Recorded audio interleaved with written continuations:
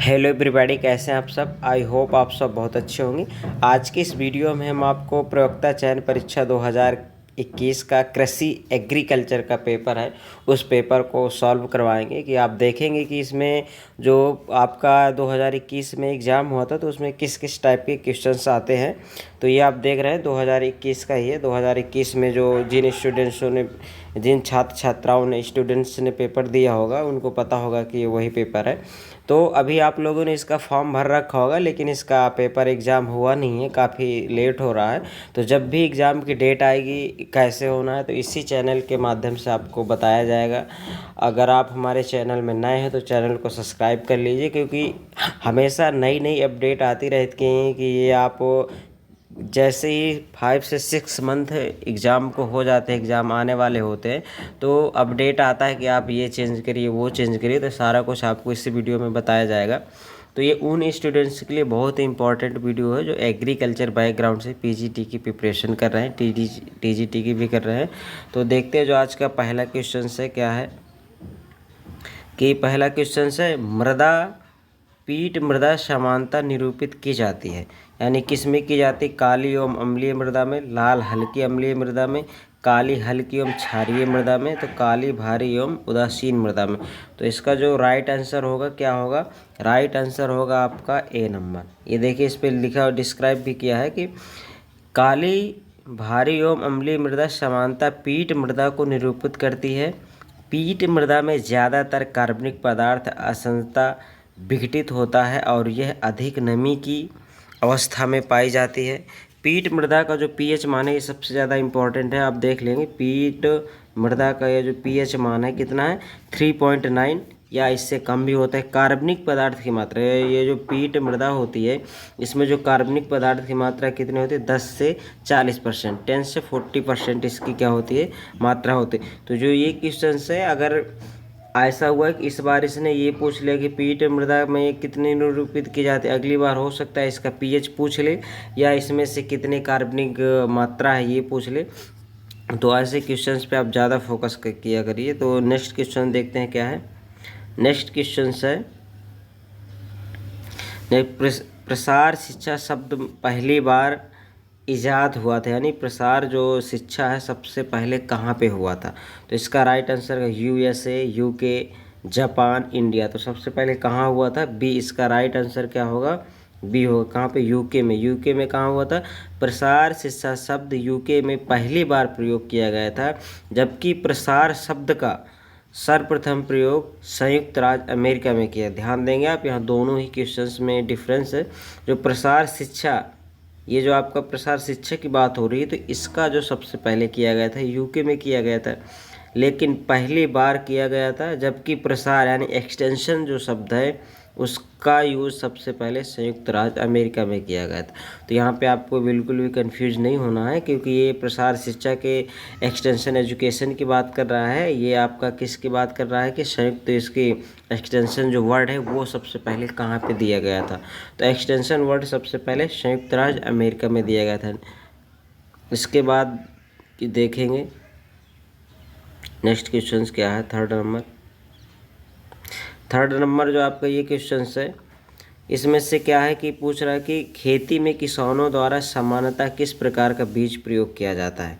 तो इसमें से ब्रीडर सीड है, फाउंडेशन सीड है, सर्टिफाइड सीड है और ये न्यूक्लियस सीड है। तो ये आप सभी को पता होगा, जो किसान होते हैं उन किसानों को किस टाइप का सीड गवर्नमेंट है या वो किसान किस तरह का सीड लगा दे सकते हैं। ब्रीडर सीड तो लगा नहीं सकते। ब्रीडर सीड जो तैयार होता है वो साइंटिस्ट यानी वैज्ञानिक है, उनकी देखरेख में तैयार होता है। फाउंडेशन सीड भी किसान नहीं लगा सकता। फाउंडेशन सीड को मदर सीड के नाम से भी जाना जाता है, इसे भी किसान नहीं लगा सकता।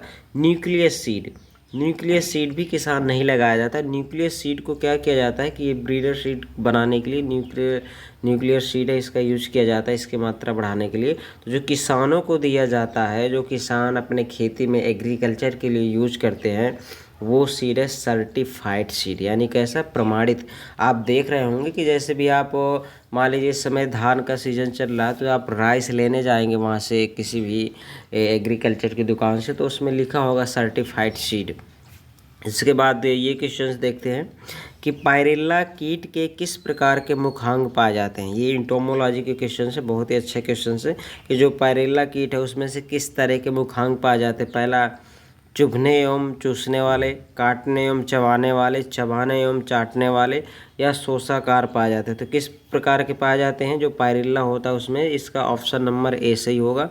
देखिए, पायरिल्ला कीट में चुभने एवं चूसने वाले मुखांग पाए जाते हैं। इसके अलावा हेमिप्टेरा ऑर्डर के सभी कीटों में bugs, white fly, aphid, jassid में चुभने वाले चूसने वाले मुखांग पाए जाते हैं। तो इसमें से एक क्वेश्चन से उसका आंसर भी बता दिया, और इसके अलावा भी देखिए 3-4 क्वेश्चंस यहीं से पुटअप कर देगा।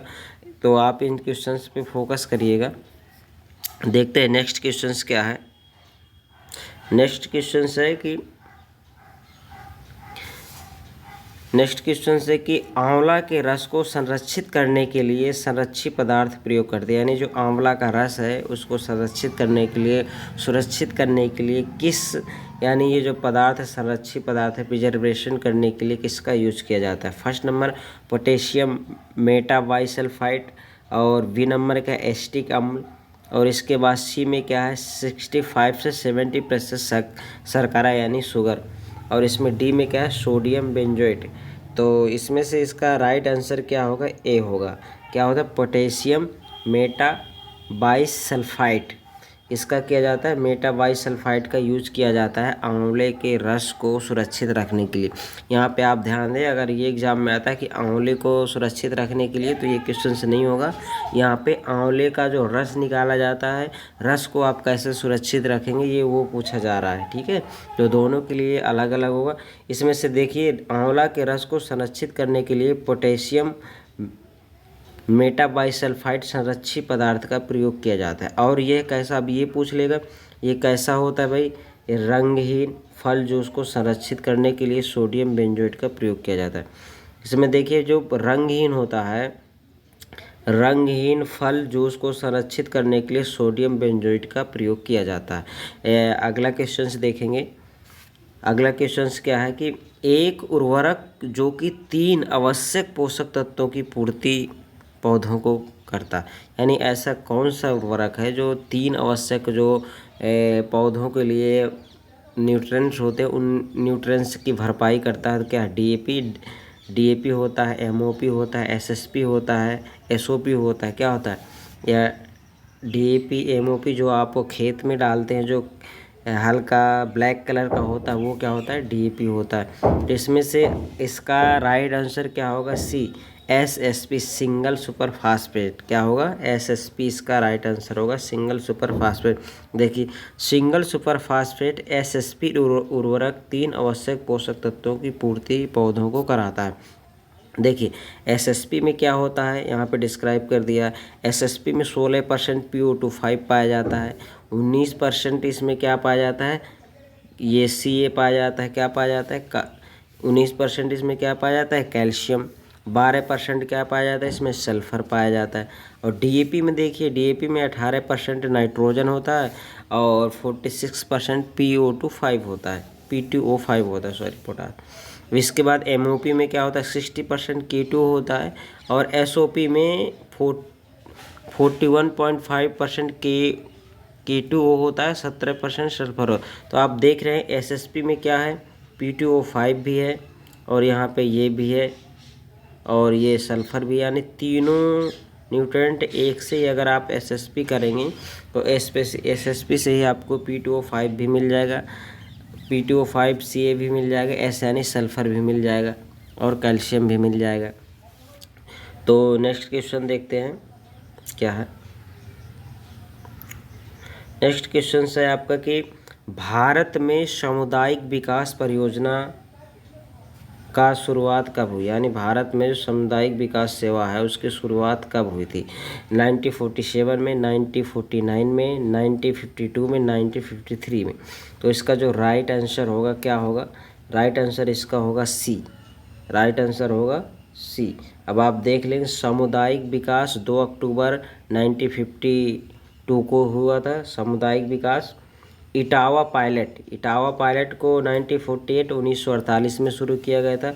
प्रयोगशाला से खेत तक कार्यक्रम, एक कार्यक्रम चलाया गया था कि प्रयोगशाला से खेत तक, यानी कि जो प्रयोगशाला से खेत तक जाए, विजिट करे, तो ये कार्यक्रम चलाया गया था। तो 1979 में अक्सर एग्ज़ाम में पूछा जाता है। इसके पहले भी जो आपका बीच में एग्ज़ाम हुआ था कि यूपीएससी ने करवाया था एग्रीकल्चर का पहली बार, उसमें भी ये क्वेश्चन आया था। तो ऐसे क्वेश्चन हैं, जब आप पेपर सॉल्व करेंगे, पढ़ेंगे, तो आपको पता लगेगा किस टाइप के क्वेश्चन आ सकता है। अब ऐसा नहीं है कि आप पुराने पेपर भी देख नहीं जा रहे हैं, बुक से पढ़ रहे हैं और हो जाएगा। आपको एमसीक्यू टाइप क्वेश्चंस बहुत सॉल्व करने पड़ेंगे, पुराने कई साल के पेपर देखना पड़ेगा, तभी उसमें से कुछ हो पाता है। नेक्स्ट क्वेश्चन देखते हैं क्या है। रोपड़ की किस विधि में वर्गाकार विधि की तुलना 81% ज़्यादा, यानी जो रोपड़ की विधि है वर्गाकार विधि की तुलना में कौन सी विधि है जिसमें 81% ज़्यादा पौधे लगते हैं? पंचकोणीय विधि, पष्टकोणीय विधि, त्रिभुजाकार विधि, आयताकार विधि।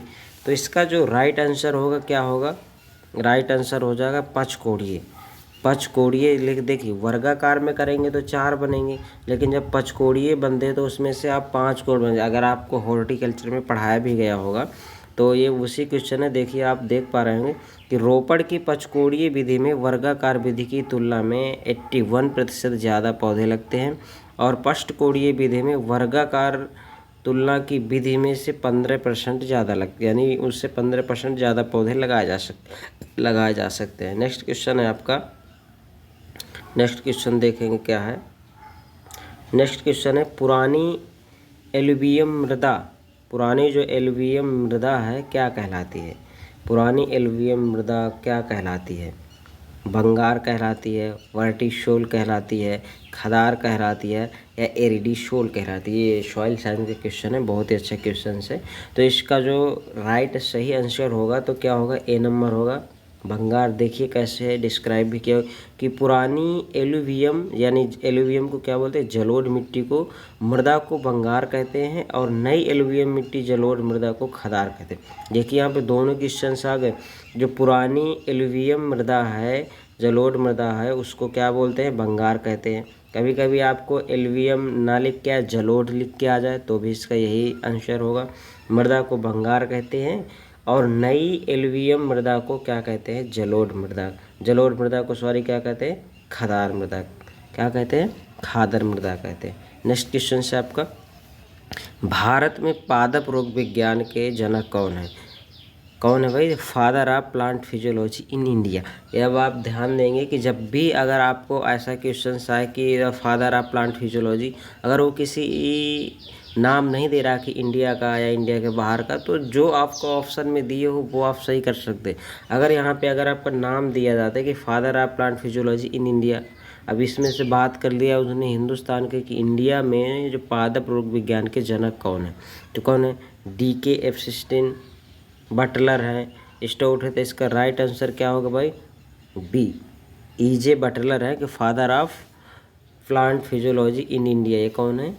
EJ Butler. अब आप यहाँ पे देख ले, father of plant physiology in India में EJ बटलर, ये हिंदुस्तान के हैं। और फादर ऑफ प्लांट पैथोलॉजी कौन है? Anton de Bary. अगर ये पूछता नाम ना दिया हो तो आपको ये सही करना है।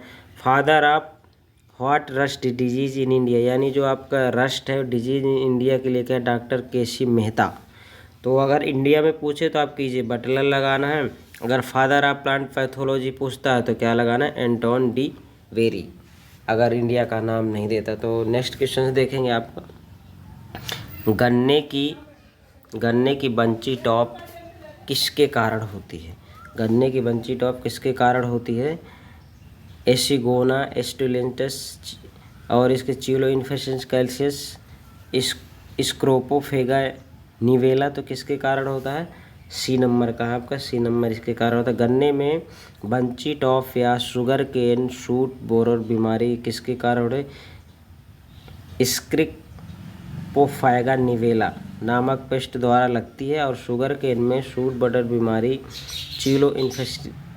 चिलोइन्फेस्टिटिलस नामक पेस्ट द्वारा लगती है। इस पेस्ट द्वारा क्या है, इसमें से बीमारी लगती है। नेक्स्ट क्वेश्चन से आपका देखेंगे कि गाय के दूध का अपवर्तनांक सूचांक कितना होता है, यानी रिफ्लेक्टिव इंडेक्स कितना होता है भाई गाय के दूध का जो अपवर्तनांक सूचांक होता है 20 डिग्री तापक्रम पर कितना होता है। तो इसका राइट आंसर क्या होगा, बी नंबर। कितना होता है, ये बी नंबर 1.344। अब देखते हैं इसमें क्या अपवर्तनांक सूचांक समानता सोडियम स्पेक्ट्रम की डी रेखा के साथ 20 डिग्री पर निर्धारित किया जाता है। गाय का दूध अपवर्तनांक 1.334 से 1.3485 होता है। इसका कुल ठोस पदार्थ का अनुमान लगाने के लिए किया जाता है, यानी जो इसका ठोस पदार्थ है उसका अनुमान लगाने के लिए इस विधि का यूज किया जाता है। नेक्स्ट क्वेश्चन देखेंगे कि मक्का में परागण का ढंग है स्वपरागण, वनस्पतिक प्रजनन, परपरागण। यानी जो मक्का है आपका किस तरह का, उसमें से किस तरह का पॉलिनेशन होता है, या सेल्फ पॉलिनेशन होता है या क्रॉस पॉलिनेशन होता है। तो मक्का में किस तरह का पॉलिनेशन होता है, तो इसका राइट आंसर क्या होगा, सी, यानी मक्का में क्रॉस पॉलिनेशन होता है। अब आप देखेंगे कि मक्का में मेल और फीमेल दोनों होते हैं, लेकिन इसमें क्रॉस पॉल, जैसे आप समझ लीजिए कि ये मक्का का प्लांट है। तो मक्का का प्लांट है तो इसमें से मेल पार्ट आप देखोगे, मेल पार्ट इधर होता है, ऊपर मेल पार्ट होता है। जो आप देखेंगे उसमें से बालियाँ निकली होती हैं। हमेशा जो आप देखे होंगे भुट्टा जो लगता है उसमें से इधर लगता है यहाँ। तो ये दोनों आप देखिए एक ही प्लांट में मेल भी है फीमेल भी। पॉलिनेशन के लिए क्या चाहिए, मेल और फीमेल दोनों चाहिए तभी पॉलिनेशन होगा। विदाउट मेल और फीमेल के पॉलिनेशन नहीं होता। अब यहाँ पे मेल भी प्रेजेंट है फीमेल भी प्रेजेंट है, तो यहाँ पे सेल्फ पॉलिनेशन होना चाहिए। फिर भी इसमें से सेल्फ पॉलिनेशन नहीं होता। क्यों नहीं होता, क्योंकि इसमें से मेल और फीमेल की जो मेच्योरिटी टाइम होता है वो दोनों का अलग अलग होता है। जब मेल मेच्योर होता है तो फीमेल नहीं मेच्योर होता, तो इसलिए इसमें से दोनों की मेच्योरिटी सेम नहीं है, एक साथ मेच्योर नहीं होते, इसलिए इसमें से क्रॉस पॉलिनेशन होता है। तो ये अक्सर जो है मक्का में जो आपका मेज प्लांट में ये क्वेश्चन हमेशा पूछता है कि मक्का किस तरह का प्लांट है, यानी इसमें क्रॉस पॉलिनेशन होता है या सेल्फ होता है, क्यों होता है। तो इस पॉलिनेशन को क्या कहते हैं, प्रोटेंड्री। इसमें क्या होता है, जो पॉलिनेशन होता है तो मक्का में ऐसा ही होता है, क्योंकि इसलिए होता है क्योंकि मेल और फीमेल दोनों की मेच्योरिटी टाइम अलग होता है, इसलिए इसमें सेल्फ पॉलिनेशन ना होकर क्रॉस पॉलिनेशन होता है। तो नेक्स्ट क्वेश्चन देखेंगे, ये आप देख रहे हैं कि ये देखिए मक्का में परागण का ढंग पर परागण होता है। पर परागण होने वाली अन्य फसलें हैं जैसे पपीता, मक्का, डेट पाम, टमाटर, सेब इत्यादि। स्वपरागण वाली फसलें हैं मटर, सूरजमुखी, मटर, पायसम सटाइबम। इसमें से क्या होता है आपका, ये सेल्फ पॉलिनेशन होता है। सूरजमुखी हेलियंथस सेनस, इसमें भी सेल्फ पॉलिनेशन होता है। वनस्पतिक प्रजनन वाली यानी जिनमें से वेजिटेटिव होता है, ये किसमें होता है, वेजिटेटिव भाई आलू में। आप देखे होंगे ना, आलू, अदरक, गन्ना है तो आप इसका सीड आलू का नहीं बोते ना, आप आलू को लेके आलू खेत में डाल देते हैं। और अदरक में भी यही होता है, और गन्ने में भी गन्ने को कट करके उसकी आँख जो होती है देख के लगा दिया जाता है। इसको क्या कहते हैं, वेजिटेटिव होता है ना, प्रोपगेशन के द्वारा होता है इसमें। नेक्स्ट क्वेश्चन देखेंगे, बछड़े में सींग रोधन होना चाहिए, यानी जो बछड़ा होता है अगर उसमें सींग रोधन करें तो 10 दिन की उम्र में या 1 माह की उम्र में, 2 माह की उम्र में, कब करना चाहिए, तो 10 दिन का जब बछड़ा है तभी आप उसमें सींग रोधन कर सकते हैं। बछड़ा गाय का बच्चा में सींग रोधन की प्रक्रिया 15 दिन की उम्र में होना लाभदायक होता है। इससे आप करेंगे तो फिर उसका जो सींग होता है वो हार्ड पड़ जाता है और प्रॉब्लम हो सकती है। तो नेक्स्ट क्वेश्चन देखेंगे, आने वाली कुल और विकिरण को मापने के लिए प्रयोग किए जाने वाले यंत्र को क्या कहते हैं, टेनिशियोमीटर, फोटोमीटर, पाइनरोमीटर, टैकोमीटर। तो इसका जो राइट आंसर होगा क्या होगा, सी। राइट आंसर आपका क्या होगा, इसका सी होगा। आने वाले कुल सौर विकिरण को मापने के लिए प्रयोग किए जाने वाले यंत्र को पाइनोमीटर कहते हैं। क्या कहते हैं, पाइनोमीटर कहते हैं। इसमें से शब्द दिया हुआ कि विंड वेयर को विंड डायरेक्शन, यानी कि हवा का दिशा वगैरह नापने के लिए दिया हुआ है।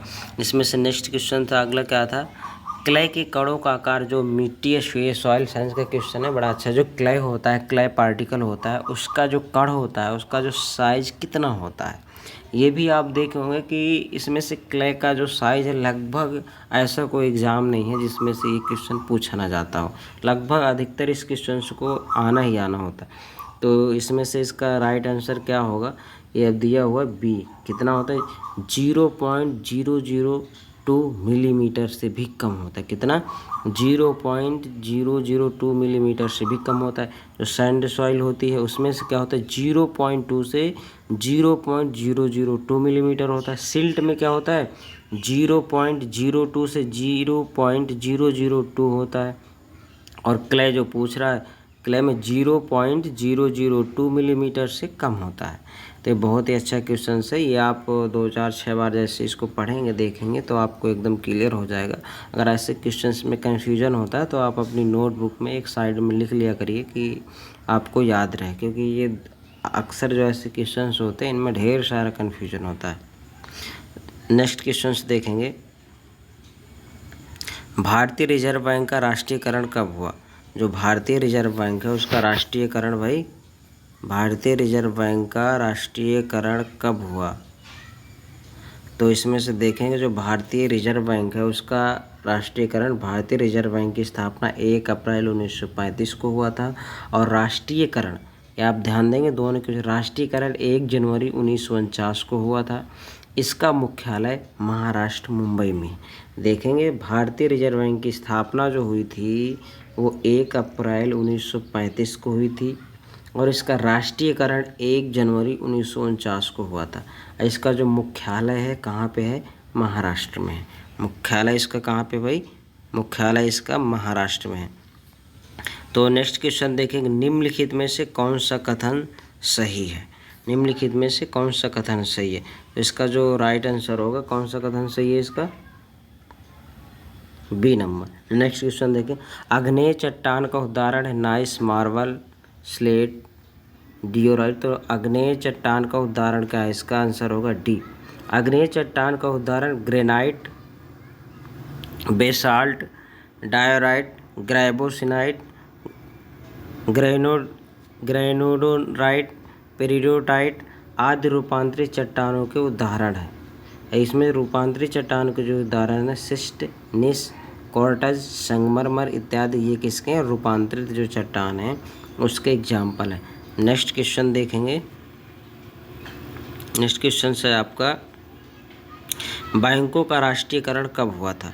19 जून 1969 को, 19 जुलाई 1969 को, 19 अगस्त 1969 को और 2 अक्टूबर 1969 को। तो बैंकों का कब हुआ था, 19 जुलाई 1971 को। भारत में कार्यरत अधिकांश प्रमुख वाणिज्य बैंकों को 14 बैंकों का राष्ट्रीयकरण एक साथ हुआ था। यानी जो 14 बैंक थी उनको मिलाकर एक बैंक कर दिया गया था। और फिर वर्ष 1980 में अन्य 6 बैंकों का भी राष्ट्रीयकरण हुआ। पहले 14 बैंकों का राष्ट्रीयकरण हुआ, बाद में अन्य जो 6 बैंकें हैं उनका भी राष्ट्रीयकरण किया गया। वर्तमान 2010 समय में राष्ट्रीयकृत बैंकों की संख्या भारत में 12 है। ये क्वेश्चन इंपॉर्टेंट है, आप इसको नोट कर लीजिएगा। नेक्स्ट क्वेश्चन से सही कथन का पता लगाएं। सही, कॉर्टज वर्गीकृत एक टेक्सोसिलिकेट खनिज के रूप में, बी नंबर, कॉर्टज वर्गीकृत एक फाइलोसिलिकेट खनिज के रूप में है। नेक्स्ट क्वेश्चन है, कॉर्टज वर्गीकृत एक फोलियोएट खनिज के रूप में है। तो इसका, इसमें जो सही है सबसे पहला वाला ही सही है।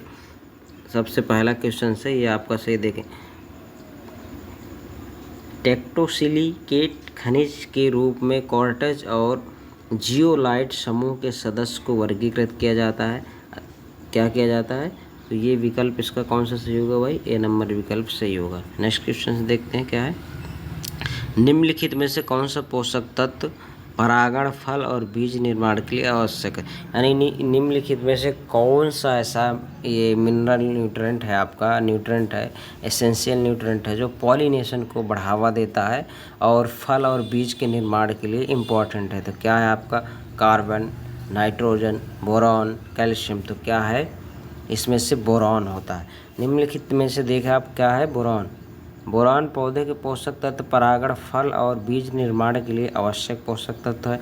पौधों में नाइट्रोजन अमीनो अम्ल का निर्माण करता है और यह पौधों को गहरा हरा रंग प्रदान करता है। स्वस्थ पौधों में नाइट्रोजन की मात्रा 1 से लेकर 5% होती है। कितनी होती है? 1 से लेकर 5% होती है।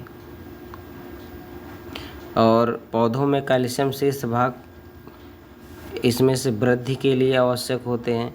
स्वस्थ पौधों में कैल्शियम की मात्रा कितनी होती है भाई? 0.2% से 1% तक होती है। 0.2 से 1% तक होती है कैल्शियम की मात्रा है। नेक्स्ट क्वेश्चन है आपका, बाजरा की बीज दर प्रति हेक्टेयर कितने है? जो बाजरा है, बाजरा का जो बीज दर है, सीड रेट है, कितना है? बाजरा का सीड रेट कितना है? बाजरा का सीड रेट है 4 से 5 kg पर किलोग्राम है। नेक्स्ट क्वेश्चन देखेंगे। नेक्स्ट क्वेश्चन है आपका कि WTO में अस्तित्व में आया, कब आया भाई? WTO है कब आया? अप्रैल 1995, जून 1995, अक्टूबर 1995, जनवरी 1995। तो कब आया था भाई इसका WTO? यहाँ आप देखिए, WTO 1 जनवरी 1995 में हुआ था। FAO 16 अक्टूबर 1945 को हुआ था। UNICEF की जो स्थापना हुई थी, ये कब आया? 11 दिसंबर 1946 को। UNESCOA 1955 को। तो इसमें से राइट आंसर क्या हो जाएगा आपका? डी हो जाएगा। क्या हो जाएगा? डी हो जाएगा। और इधर देखेंगे क्वेश्चन क्या है, भारत सरकार द्वारा नीति आयोग का गठन कब किया गया? ये दोनों ही बहुत इंपॉर्टेंट क्वेश्चंस हैं। ये वाला और ये दोनों ही क्वेश्चंस आपको 24 नंबर और 29 नंबर क्वेश्चन बड़े इंपॉर्टेंट क्वेश्चंस हैं। भारत में नीति आयोग का गठन कब हुआ? कब हुआ था भाई? 1 जनवरी 2015 को हुआ था। भारत सरकार द्वारा नीति आयोग का गठन 1 जनवरी 2015 को किया गया था। नीति आयोग का अध्यक्ष वर्तमान में कौन होता है भाई? प्रधानमंत्री होता है। जो वर्तमान का प्रधानमंत्री होगा, जो भी, वही होगा। नेक्स्ट क्वेश्चन आप देखेंगे कि दुकाजी बकरी की नस्ल, यानी दुकाजी से आप समझ रहे हैं दुकाजी क्या होता है? दुकाजी मतलब ऐसी बकरी जिसको आप मांस के लिए भी यूज करें और दूध के लिए, तो ऐसी दुकाजी यानी मल्टीपर्पज़ वाली बकरी होती है। तो क्या बर्बरी है या जमुनापारी है, मारवाड़ी है, बैतूल है, तो कौन सी है? बकरी की दुकाजी नस्ल है। जमुनापारी भी दुकाजी के लिए मांस और दूध के लिए यूज किया जाता है। सिरोही भी है आपका। सिरोही जो है, ये दोनों जमुनापारी और सिरोही एकाजी बकरी की नस्ल है। बर्बरी, मारवाड़ी, बोर, बैतूल, ये यानी कि आप एक चीज़ के लिए इनको ले सकते हैं। और नेक्स्ट क्वेश्चन है, ब्रोडो मिश्रण का प्रयोग समानता नियंत्रित करने में होता है। भाई कब होता है? मृदरोमिल आसिता, ब्लाइट्स, झुलसा, एंथ्रेक्रोज, उपयुक्त सभी। तो इसका जो राइट आंसर होगा क्या होगा? राइट आंसर इसका होगा भाई, आप लोगों का राइट आंसर होगा डी, ब्रोडो मिश्रण का प्रयोग समानता सभी फफूंद जनित रोगों जैसे डाउनी मिल्ड्यू, झुलसा, एंथ्रेक्नोज निदान हेतु प्रयोग किया जाता है। नेक्स्ट क्वेश्चन आप देखेंगे, ये बहुत ही इंपॉर्टेंट क्वेश्चन है। आप वीडियो को स्किप नहीं करें और 2, 3, 4 बार इसको आप देखिएगा। ये पुराना पेपर है, इससे 100% आपको बेनिफिट मिलेगा। तो ये सारे क्वेश्चन और भी आपको प्रीवियस पेपर सॉल्व करवाए जाएंगे। तो देखते हैं इसमें अगला क्वेश्चन क्या है आपका कि राइबोसोम का क्या कार्य होता है? श्वसन के लिए होता है, प्रकाश संश्लेषण के लिए होता है, या प्रोटीन संश्लेषण के लिए होता है, या प्रकाशीय श्वसन के लिए होता है? तो जो राइबोसोम्स होता है, राइबोसोम्स का कार्य क्या काम होता है? प्रोटीन संश्लेषण का काम करता है। कहाँ पे है? कहीं पे ये है आपका जो राइबोसोम का कार्य है, प्रोटीन संश्लेषण करना और क्लोरोफिल का प्रकाश को अवशोषित करना। नेक्स्ट क्वेश्चन है, संचार की कला है, संचार यानी जो आपका कम्युनिकेशन है, कैसी कला है? सीखना या अनुभूति करना, सुनना या सोना? तो क्या है भाई? कम्युनिकेशन तो सीखना ही है, सभी को आपको पता है।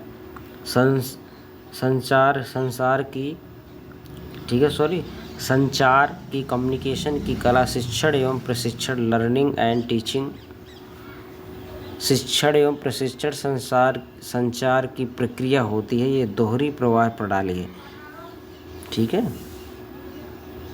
तो नोट आयोग ने विकल्प सी को सही माना, लेकिन इसमें जो आंसर ये होगा, लेकिन जो इसका बीच में जो क्वेश्चन आप देखे होंगे जब पीजीटी का एग्ज़ाम हुआ था तो बहुत से ऐसे क्वेश्चन आए थे जो डाउट में थे, तो उनको जो आयोग ने सही किया था तो किसको सी को माना है। सी आंसर में क्या है, लिसनिंग यानी सुनने को सही माना है।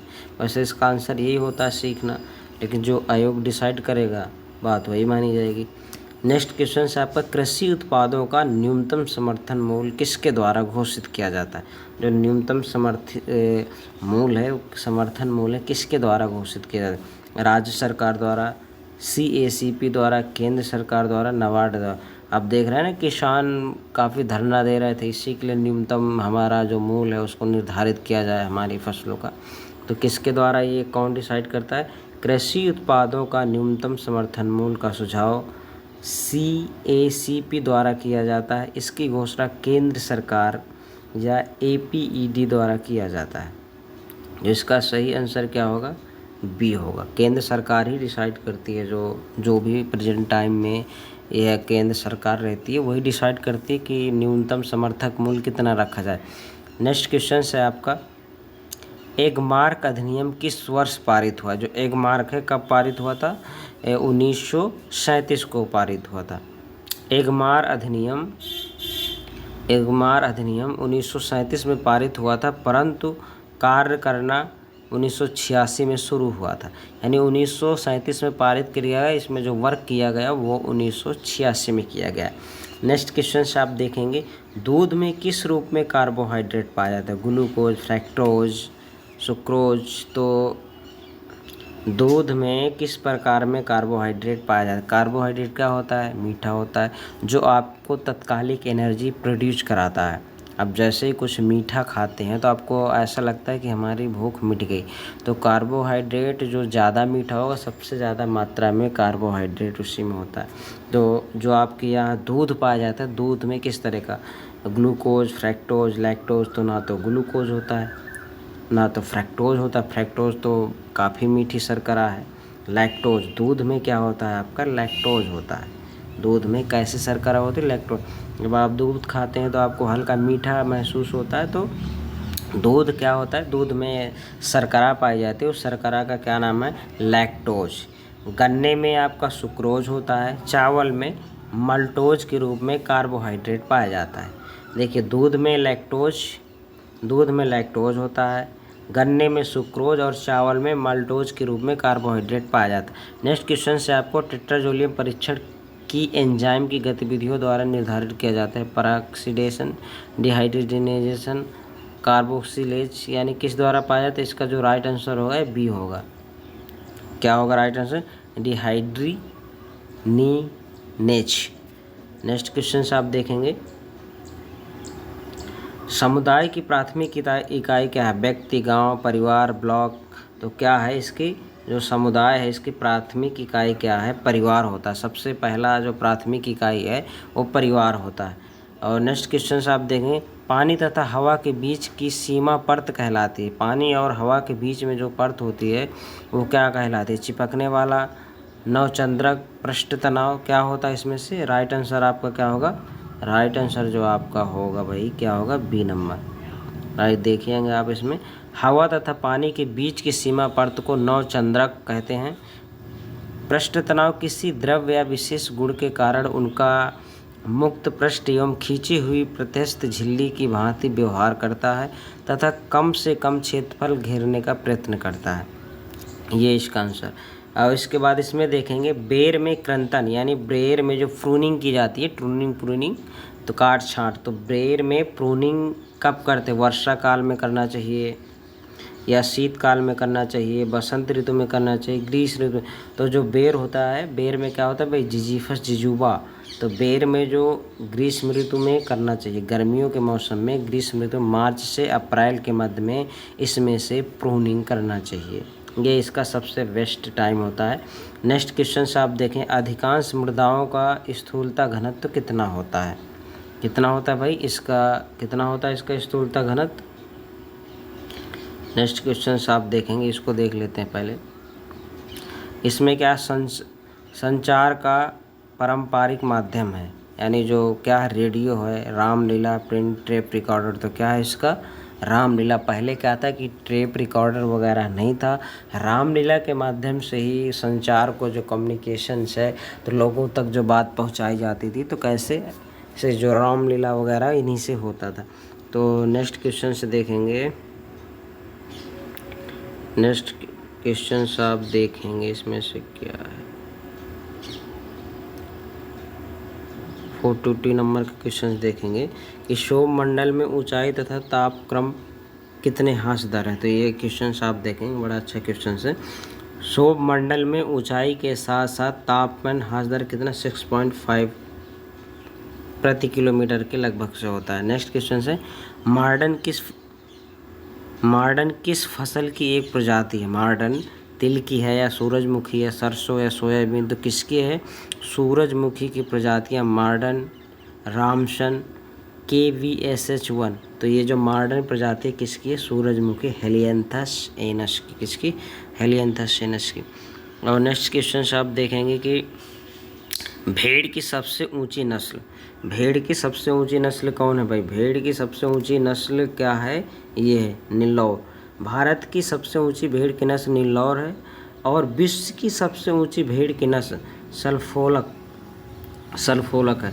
यानी जो भारत की सबसे बड़ी ऊंची नस्ल है निल्लौर है, विश्व की सबसे बड़ी सल्फोलक। ये बड़ा इंपॉर्टेंट क्वेश्चन है, आप इसको याद रखिएगा। नेक्स्ट क्वेश्चन है किस pH मान पर पौधों का सर्वाधिक वृद्धि होती है। यानी ऐसा प्लांट के लिए सबसे जो सूटेबल टेम्परेचर है क्या होता है। तो सबसे जो सूटेबल टेम्परेचर है 6.5 से 7.5 pH मान पौधों में सर्वाधिक वृद्धि होती है। और 6.5 pH मान से कम वाली मृदा अम्लीय होती है। तो आपको पता होगा कि जो 7 से उदासीन होता है इससे अम्लीय फिर क्षारीय, ये आप पढ़ रखा होगा, नॉर्मल सी चीज बात है ये। तो अगर आप नेक्स्ट क्वेश्चन से देखेंगे आप केला में भूमि के ऊपर तने को जाना जाता है, क्या जाना जाता है तेले में, क्या बोलते हैं। केले में भूमि के ऊपर जो तना होता है इसको क्या बोलते हैं सीडो स्टेम या झूठा तना कहते हैं, या झूठा तना कहते हैं। केला में ट्रांसप्लांटिंग स्वेट शकर द्वारा किया जाता है, किसके द्वारा किया जाता है स्वेट शकर द्वारा किया जाता है। नेक्स्ट क्वेश्चन पके आम के फलों का विशिष्ट गुरुत्व होता है 1 से कम, 1 के बराबर, 1 से अधिक। तो क्या होता है भाई पके आम के फलों का विशिष्ट गुरुत्व 1 से अधिक होता है और कच्चे आम के फलों का घनत्व 1 से कम होता है। याद रखेंगे कि पके आम का 1 से अधिक होता है और कच्चे आम का 1 से क्या होता है कम होता है। नेक्स्ट क्वेश्चन से देखेंगे आप मृदा की अंतर्निहित क्षमता जो पौधों के लिए आवश्यक पोषक तत्व प्रदान करता है क्या कहलाता है। क्या कहलाता है भाई देखेंगे इसमें से, इसका जो सही आंसर होगा बी होगा मृदा उर्वरता। मृदा की अंतर्निहित क्षमता जो पौधों के लिए आवश्यक पोषक तत्व प्रदान करता है उसको मृदा यानी सॉइल फर्टिलिटी कहते हैं। क्या कहते हैं उसको सॉइल फर्टिलिटी कहते हैं। नेक्स्ट क्वेश्चन से आपका स्थानिक संस्थापन उर्वरक प्रयोग विधि है, कौन से इनमें से भाई, इनमें से आपका इसका जो राइट आंसर होगा बी होगा। गोल्की अनुप्रयोग एक स्थानिक संस्थापन उर्वरक अनुप्रयोग विधि का उदाहरण है। क्या इसका एग्जाम्पल क्या है, यही है। नेक्स्ट क्वेश्चन से देखेंगे संकुल मक्का की प्रति हेक्टेयर बीज दर, जो संकुल मक्का है तो उसकी बीज दर क्या है, कितनी है भाई बीज दर उसकी, इसका जो सही आंसर होगा सी होगा। संकुल जो मक्का है उसकी बीज दर 18 से 20 kg प्रति हेक्टेयर है। हाइब्रिड मक्का का बीज दर 25 kg प्रति हेक्टेयर है। चारे के उद्देश्य से बुआई करने के लिए मक्का 40 से 50 kg प्रति हेक्टेयर है। यानी जो संकुल है उसके लिए 18 से 20 kg मक्का प्रति हेक्टेयर चाहिए। हाइब्रिड मक्का का बीज है 25 kg प्रति हेक्टेयर चाहिए। अगर आप चारे के लिए जानवरों के चारे के लिए करें तो आपको 40 से 50 kg प्रति हेक्टेयर लगाना पड़ेगा। नेक्स्ट क्वेश्चन है अनानास फल का खाया जाने वाला भाग क्या है, बीज कोश है, मध्य फल भित्ति है। तो इसमें से क्या होगा, इसका क्या खाया जाता है भाई बीज कोश। अनानास फल का क्या खाया जाता है बीज कोश खाया जाता है। नेक्स्ट क्वेश्चन आप देखेंगे इनमें सब देखा अनानास में, अनानास को खाया जाने वाला भाग क्या है पेरिकार्प है। आम का क्या है, आम में खाए जाते हैं, आम क्या खाते हैं आम में फल भित्ति तो खाते हैं। सेब में मासल थैलमस, लीची में मासल सेरिल्स, अनार के क्या हो जाता है, रसदार टेस्टा यानी जूसी, उसका सीड खाया जाता है। नेक्स्ट क्वेश्चन से आप देखेंगे, निम्नलिखित में किस कोषांग में जल अपघटनीय विकार की प्रचुर मात्रा होती है? क्या होता है इसका राइट आंसर क्या होगा, बी लाइसोसोम। निम्नलिखित में से लाइसोसोम कोशिकांग में जल अपघटनीय विकार प्रचुर मात्रा में होता है। किस में होता है भाई, लाइसोसोम में होता है। नेक्स्ट क्वेश्चन से आप देखेंगे, निम्नलिखित में से कौन सी ग्रामीण विकास परियोजना स्वतंत्रता से पूर्व शुरू की थी, यानी आज़ादी से पहले शुरू की गई थी, कौन सी है देखेंगे आप, इसमें सारा कुछ डिस्क्राइब किया हुआ है। इटावा पायलट प्रोजेक्ट ये शुरू किया गया। सहकारिता आंदोलन 1904 में, सामुदायिक विकास परियोजना 1952 में, राष्ट्रीय प्रसार सेवा 1953 में, और सेवाग्राम योजना कब शुरू किया गया था, 1927 में। तो इसमें जो राइट आंसर इसका क्या होगा भाई, सहकारिता आंदोलन। सहकारिता आंदोलन जो 1904 में शुरू किया गया था, वो आज़ादी यानी स्वतंत्रता के पहले शुरू कर दिया गया था। नेक्स्ट क्वेश्चन से आप देखेंगे, बगीचे में किस दिशा में वायु अवरोधी पौधे रोपित किए जाते हैं? पूर्व से उत्तर, उत्तर से पश्चिम, किसमें किए जाते हैं भाई, ये इसका राइट आंसर क्या होगा, बी उत्तर से पश्चिम की ओर, यानी नॉर्थ से वेस्ट की ओर प्लांट को लगाना चाहिए। नेक्स्ट क्वेश्चन देखेंगे, बगीचे की उत्तर पश्चिम दिशा अब वायु अवरोधी रोपित किए जाते हैं, जिससे उत्तर एवं पश्चिम दिशा में चलने वाली गर्म हवाएं लू से बगीचों को बचाया जा सकता है। इसलिए इसका जो डायरेक्शन है वो इस डायरेक्शन में लगाया जाता है, किसमें, नॉर्थ और वेस्ट डायरेक्शन में। नेक्स्ट क्वेश्चन है आपका, भारत में कृषि मौसम विज्ञान के जनक, यानी भारत में जो कृषि मौसम विज्ञान के जनक कौन है? Luke Howard, L.A. Ramdas, Gregor Carus. तो इसमें से कौन है भाई, बताइए। भारत में कौन है भाई, नाम से ही पता चल रहा होगा। अपने देश में जो नाम रखा जाता है कैसे के रखा जाता है, ऐसे रामदास, श्याम। तो इसमें से जो ये हैं कौन, L.A. रामदास हैं, ये भारत में कृषि मौसम विज्ञान के क्या हैं, ये जनक हैं।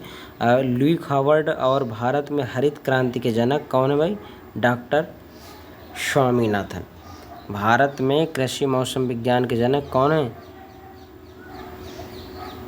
भारत में कृषि मौसम विज्ञान के जनक ल्यूक हावर्ड, और भारत में हरित क्रांति के जनक कौन है, M.S. स्वामीनाथन।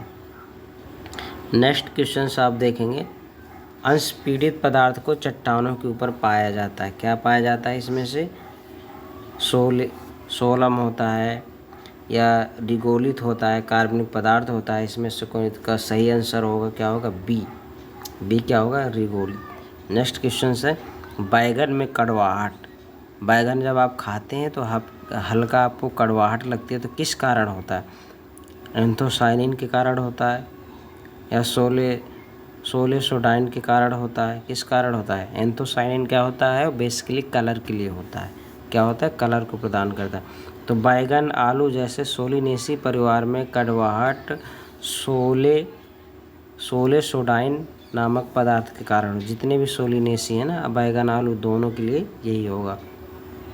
तो नेक्स्ट क्वेश्चन आप देखेंगे, ये क्या, प्रति हेक्टेयर पोटास देने के लिए कितनी म्यूरेट ऑफ पोटास देनी पड़ती है? तो कितनी देनी पड़ती है, इसका राइट आंसर ये है, पहला होगा 83.5 kg से 83.5 kg। ये कितना होता है, इतनी ही देनी पड़ती है इसमें से।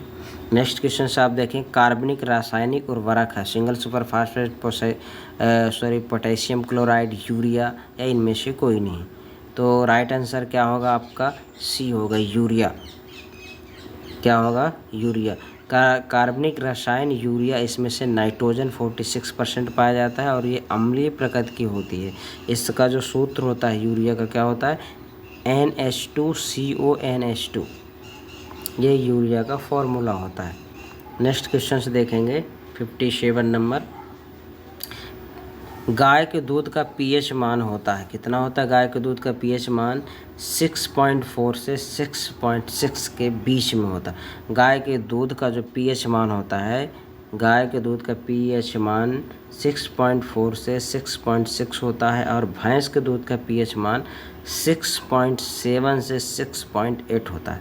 आप देखेंगे दोनों क्वेश्चन को, गाय के दूध का जो pH मान होता है 6.4 से 6.6 होता है, और भैंस के दूध का 6.7 से 6.8 होता है। और ये आपको नेक्स्ट क्वेश्चन देखेंगे, बछड़े का बधियाकरण का सही समय है। जब बछड़े है, अगर आप उसको बधियाकरण करना चाहते हो तो उसका सही समय क्या है? तो सही समय क्या है? बछड़े सी नंबर क्या है इसमें? 10 वीक यानी 10 सप्ताह। बछड़े के बधियाकरण का सही समय 3 से 10 सप्ताह की उम्र में या 8 से 10 सप्ताह की उम्र में कर देना चाहिए। नहीं फिर तो प्रॉब्लम हो सकती है, जैसे ही बड़ा होगा वो सही समय नहीं होता। नेक्स्ट क्वेश्चन देखिए, पत्तियों द्वारा प्रजनन होता है। पत्तियों द्वारा प्रजनन होता है बेगोनिया में, हाइड्रिला में, चमेली में या सभी में? किस में होता है भाई? पत्तियों द्वारा जो प्रजनन होता है किस में होता है? बेगोनिया में होता है।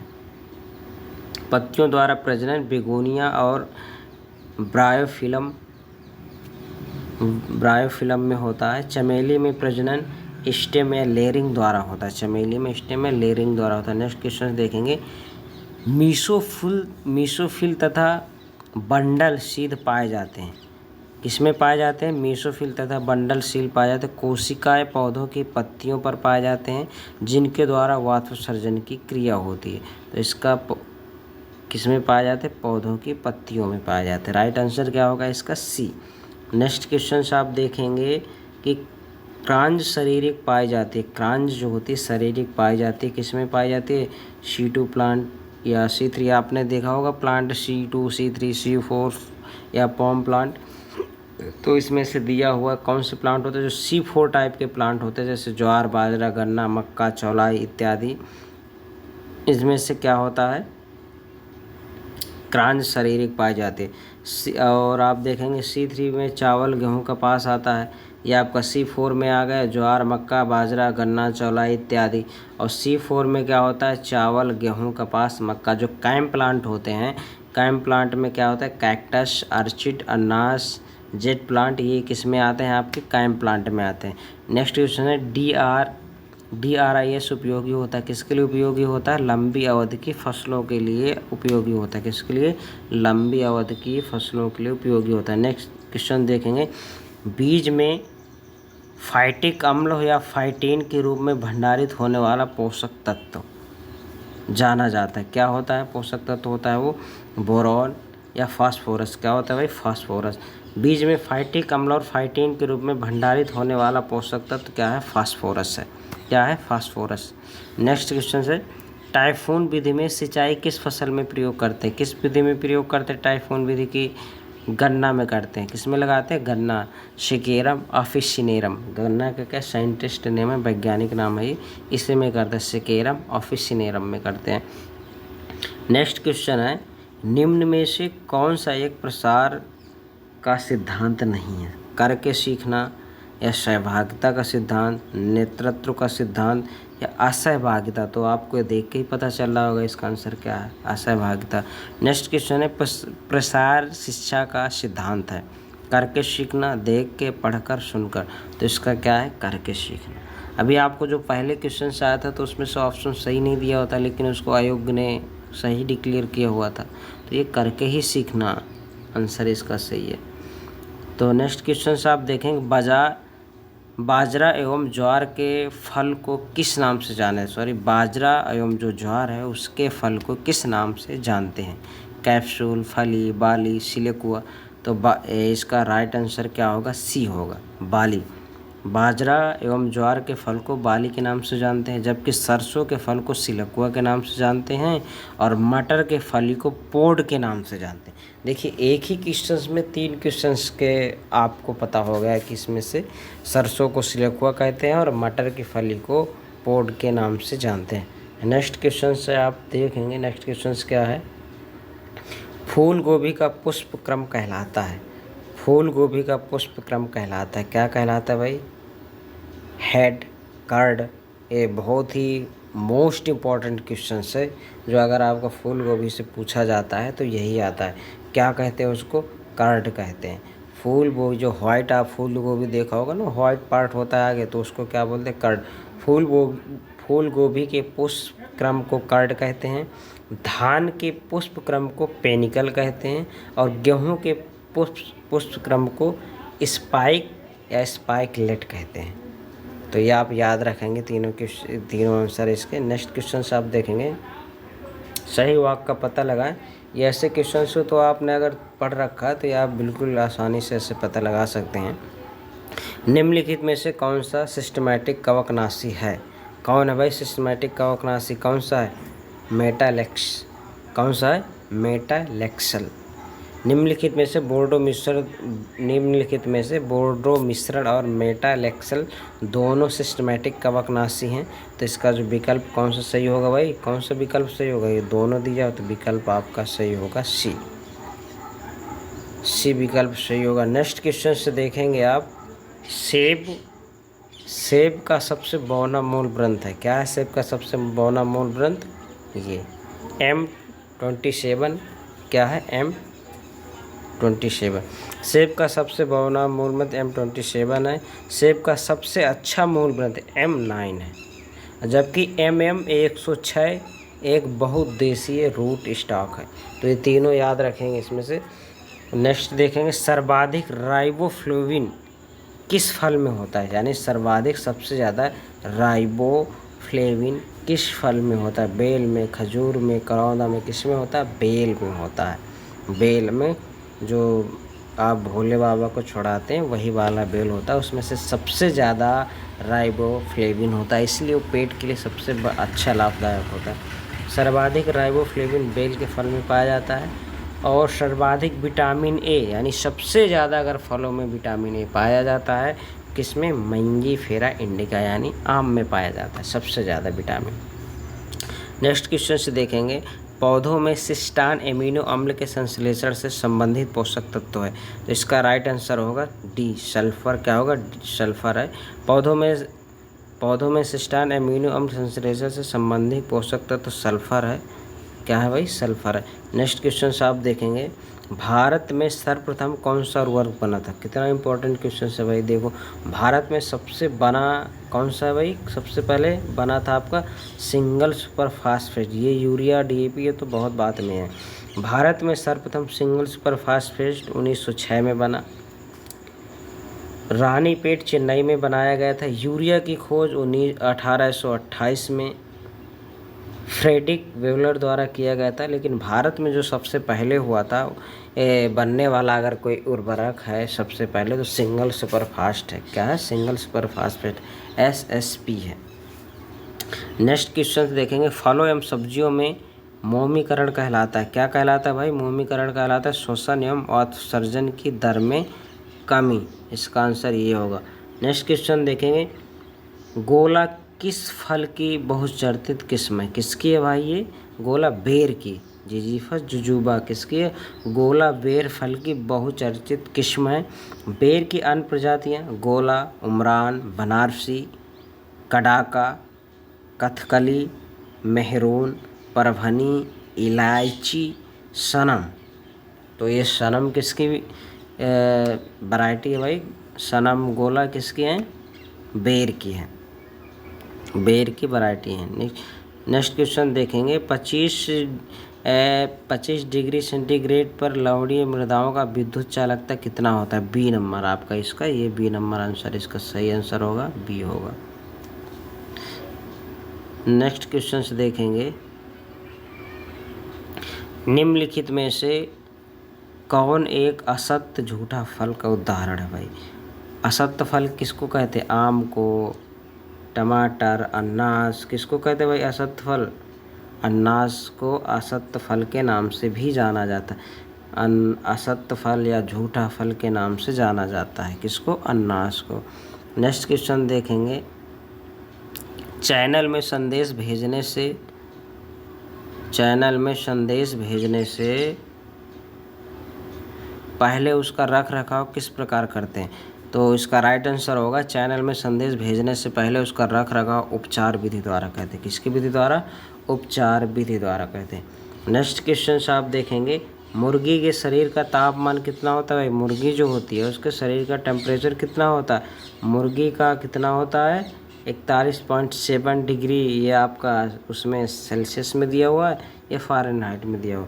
गाय का 38 होता है, भैंस का 37 होता है। और नेक्स्ट क्वेश्चन से देखेंगे आपका रानीखेत। ये तो आप सभी को पता होगा कि रानीखेत जो बीमारी आप BSc से पढ़ते चले आ रहे होंगे पीजी कर लिया है तो आम बात है, आप सभी को पता ही होगा। तो रानीखेत जो बीमारी है, किसकी बीमारी है? रानीखेत सबसे ज़्यादा घातक बीमारी है, मुर्गियों में लगने वाली सबसे भयंकर बीमारी है। और इसमें से आप देख लेते हैं क्या है कि रानी एक इम्पॉर्टेंट क्वेश्चन है, उसको देखते हैं। ये तो आपको पता होगा कि रानीखेत बीमारी मुर्गी में लगती, लेकिन किस रीजन से लगती है ये भी देख लें आप। रानीखेत बीमारी मुर्गी में लगने वाली प्रमुख रोग है। यह बीमारी वायरस द्वारा फैलने वाली बीमारी है। इस बीमारी से सर्वाधिक मौत मुर्गियों की होती है। इस बीमारी का जो रोग कारक है सेरोटाइप 1 वायरस है, APMB1 है। इससे बचाव के लिए मुर्गी है जो 14 दिन की उम्र में टीका लगवाया जाना चाहिए। यानी जब मुर्गियों की एज 14 दिन होती है उस एज में इनका टीका लगवा देना चाहिए, तो ये बीमारी कम हो जाती है, लगने के चांसेस कम होते हैं। नेक्स्ट क्वेश्चन से देखेंगे कि निम्नलिखित में से कौन सी मक्का की प्रथम संकर प्रजाति है? तो कौन सी है भाई मक्का की प्रथम प्रजाति? गंगा 1। निम्नलिखित में से इसका जो राइट आंसर होगा देखेंगे। निम्न में से मक्का की प्रथम संकर प्रजाति गंगा 1 है। सर्वप्रथम भारत में 1961 में मक्का अनुसंधान संस्थान द्वारा 4 संकर प्रजाति गंगा 1, गंगा 101, ढक्कन और रंजीत का विकास किया गया था। इस क्वेश्चन को देखेंगे। निम्नलिखित में कौन सा एक कीटनाशी ऑर्गेनोफॉस्फेट समूह है? तो इसमें का जो सही आंसर होगा डी होगा। नेक्स्ट क्वेश्चन देखें। गेहूं के पीले रतुआ रोग का कारक है, यानी इसका पैथोजन नाम क्या है भाई? तो इसमें से सभी का देख लेते हैं क्या है आंसर। जो गेहूं का पीला रतुआ रोग है तो पक्सीनिया स्टेरिफॉर्मिस के कारण होता है। काला रस्ट होता है पैक्सीनिया ग्रेमिनिस टिट्रिशाई होता है। और भूरा तथा पत्ती रस्ट होता है पैक्सीनिया रिक्टोडिंटा। और करनाल बंट जो लगता है, ये करनाल बंट जो है सबसे घातक बीमारी है गेहूं की। करनाल बंट लगता है निवोसिया इंडिका के कारण। गेहूं में जो करनाल बंट लग जाता है किसके कारण लग जाता है? इसके कारण, इनोवेसिया इंडिका। नेक्स्ट में फलों को पकाने के लिए प्रयोग होने वाला हार्मोन्स GA3 है, साइटोकाइनिन है, ये भी नहीं है। ये आपका सेल को बढ़ाने में मदद करता है। एथिलीन होता है। क्या होता है? एथिलीन। जो फल को नेचुरल तरीके से पकाने के लिए जो हार्मोन्स है वो एथिलीन होता है। जब उसको आर्टिफिशियल तरीके से पकाया जाता है तो एसिटिलीन होता है। एसिटिलीन हार्मोन्स का यूज किया जाता है। जैसे जो लोग बिजनेस करते हैं, जैसे आप आम हो गया, केला हो गया, तो इनको अगर पकाने के लिए तो एसिटिलीन हार्मोन्स का यूज किया जाता है। किसका? एसिटिलीन का। और जब पेड़ में ही पक जाता है नेचुरल तरीके से तो वो क्या होता है? एथिलीन के कारण पकता है। नेक्स्ट क्वेश्चन से देखेंगे। अम्लीय वर्षा निम्न गैसों का कारण होता है। अम्लीय वर्षा किस गैस का कारण होता है भाई? इसका जो आपका राइट आंसर क्या है देख लेते हैं, सी है। अम्लीय वर्षा निम्न में से NO2 और SO2 सल्फर डाइऑक्साइड के कारण होता है। किसके कारण? Sulphur dioxide. इसका आंसर तो जब MPP APP तब APP होगी, तो इसका राइट आंसर क्या होगा भाई? डी, यानी बढ़ते क्रम में होगा। नेक्स्ट क्वेश्चन देखें। ज्वार के तना बेधक कीट के वैज्ञानिक नाम है। तो इसके वैज्ञानिक नाम क्या है भाई? इसके वैज्ञानिक ज्वार के तना भेदक कीट के वैज्ञानिक नाम है काइलोपर्टिलस। इसके जो वैज्ञानिक नाम। धान के तना भेदक कीट का वैज्ञानिक नाम क्या है? सिसेमिया इन्फेरेंस। ये आप देख रहे हैं कि जो सुअर आपको देख रहे हैं, इनके सबका गर्भाकाल दिया हुआ है। जो सुअर होता है उसका 114 दिन होता है। ऊँट का 391 दिन होता है। भेड़ का 148 दिन होता है। बकरी 150 दिन होता है। भैंस का 310 दिन होता है और गाय का 282। ये यानी जो आप देख रहे हैं इन सभी पशुओं को, एनिमल्स के जो गर्भधारण की अवधि है कि इतने दिन में गर्भधारण करते हैं। तो यानी भैंस का होता है 310 और गाय का 282, बकरी 150, भेड़ 148, ऊँट का 391 होता है। ऊँट 391, भैंस से भी ज़्यादा। कितना है भाई ऊँट का? 391। नेक्स्ट क्वेश्चन आप देखेंगे। बहुत ही इम्पोर्टेंट क्वेश्चन है। अगर आपने अच्छे से देख लिया तो आपको कोई भी एग्ज़ाम, जो छोटे मोटे एग्ज़ाम होते हैं उनमें तो ये आपका रामबाण का काम करेगा। तो आप देखेंगे इसके नेक्स्ट क्वेश्चंस क्या है। ये आप निम्न में से कौन सा कथन सत्य है। तो इनमें से कौन सा कथन सत्य है भाई, ये बी नंबर कथन सत्य है, बाकी सभी गलत है। जाइलम कोशिकाओं सजीव एवं निर्जीव दोनों प्रकार की कोशिकाओं से मिलकर बना होता है। इसका बी सही है, बाकी सभी गलत है। नेक्स्ट क्वेश्चन देखेंगे 100 नंबर का, कि कड़ी जो स्रोत को ग्राही के साथ जोड़ती है, कौन सी कड़ी है जो श्रोता को या लिसनर को ग्राही के साथ जोड़ती है, क्या है इसका है चैनल। चैनल ऐसी कड़ी है, चैनल कड़ी द्वारा श्रोता ग्राही को साथ जोड़ता है, जिसके माध्यम से श्रोता द्वारा की गई बातें ग्राही तक पहुंचाता है।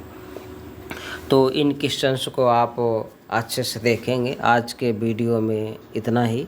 तो अगर मेरे द्वारा दी गई जानकारी अगर आपको थोड़ा सा भी अच्छा लगा हो तो आप चैनल को सब्सक्राइब करें, लाइक करें, शेयर करें। Thanks for watching.